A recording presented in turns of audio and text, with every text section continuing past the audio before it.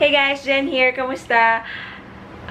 Jay and I have just been to Hong Kong the past weeks, so we've done a little bit of shopping there. So before keeping them, I would like to share with you something might be interesting sa inyo. So konting disclaimer lang, most of the things came from IKEA since we've been building our condominium, and most of our things actually came from IKEA. Mainly from Bangkok because matagal ako nagstay sa Bangkok. But since we've visited Hong Kong, we decided to pass by IKEA din. So, hindi kami makalagpas ng IKEA without buying something. So, isi-share ko siya sa inyo. And without further ado, I'll share to you what we've got from Hong Kong. So, ito lang naman yung mga nabili ko sa Hong Kong.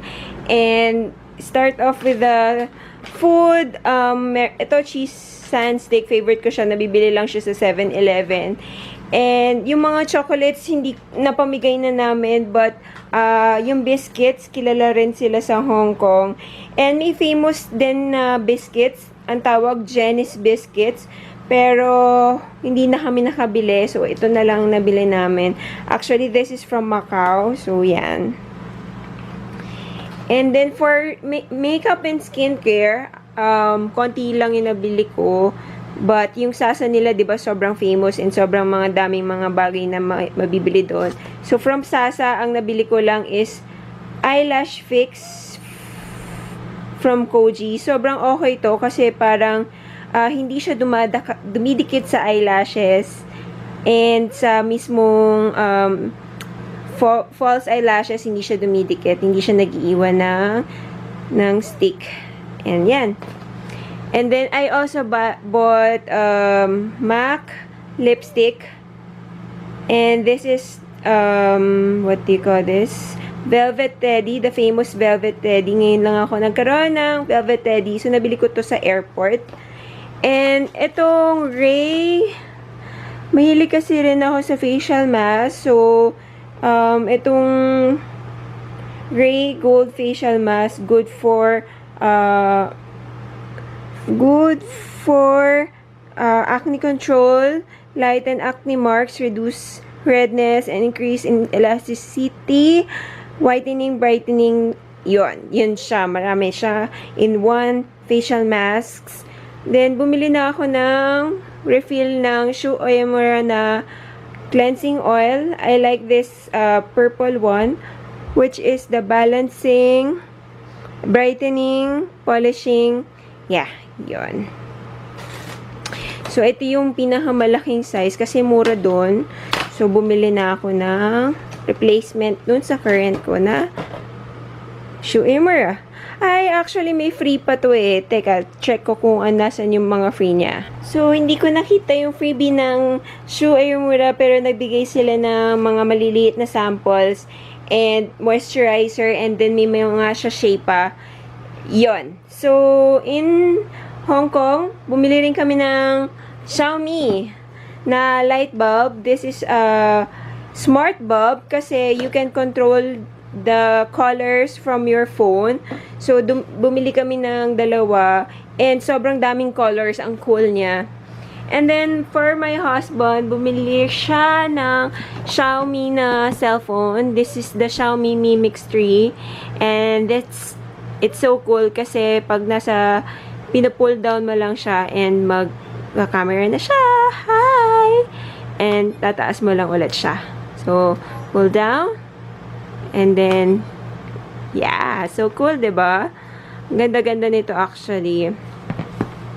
I think this is 8 gig of RAM, and then 128 gig of storage. And then, from IKEA, ito, bumili kami ng refill ng lint roller. Kasi yung lint roller nila, the best. Hindi siya nasisira.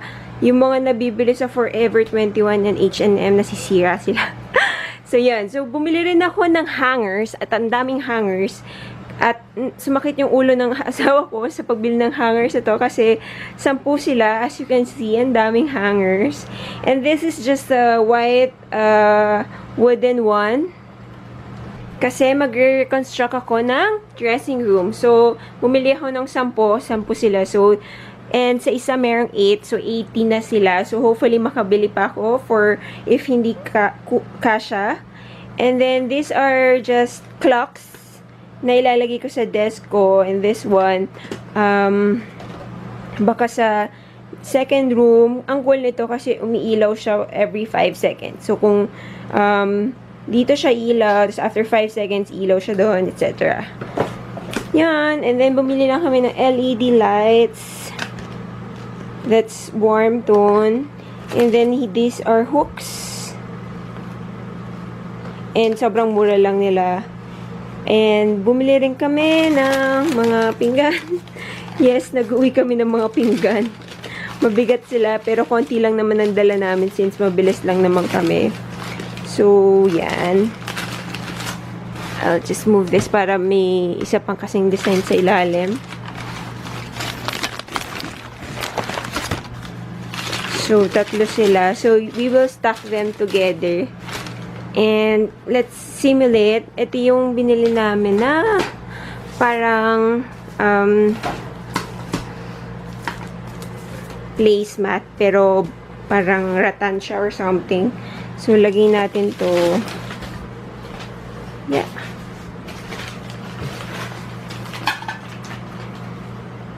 Lagay natin siya.